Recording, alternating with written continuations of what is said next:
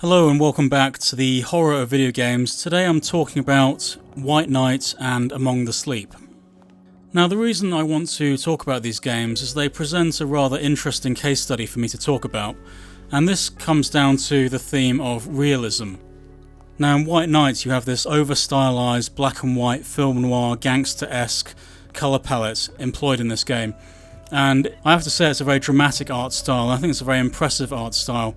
And then with Among the Sleep, you have, on the opposite end of the spectrum, you have these bombastic colours, you have these kind of fantasy-like colours, this kind of very red, very warm colour palette. And I do understand the artist's intention in both of these examples. For example, White Knight, they're trying to represent old film, like black and white film.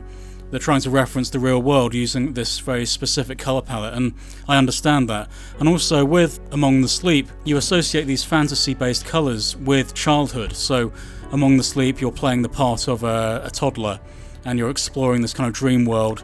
They've chosen deliberately the colour scheme to match the theme of the game, which is childhood, and I totally get that.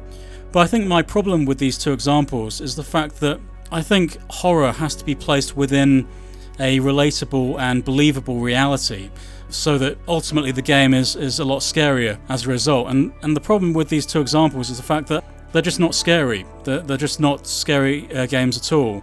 They have a few jump scares maybe, but I feel the choice of these colour schemes in these games goes against what the game is trying to achieve, really.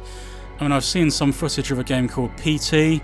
It's a very realistic, very believable environment. And I think great horror games should take the real world and then just change it just a little bit, just change it slightly, and then show it to the player. And I think that's profoundly more scary than presenting this fantasy world or this kind of black and white film noir world and trying to make something scary out of this unrelatable colour palette. And you know, you don't see the world in black and white. You don't see the world in these dramatic shadows and these kind of warm colours of Among the Sleep. You don't see the world like this. You see the world in gritty colour palettes. You see the world in browns and greys and blacks. And I think great horror games need to have realism to make them scary.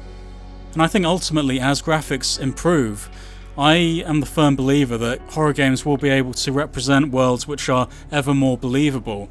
There will come a certain point with graphics which are so convincing, we're going to be left with horror games which are so terrifyingly scary that we may not even want to play them because they're so scary. But this can only be achieved with a realistic colour palette and a colour scheme to match, really.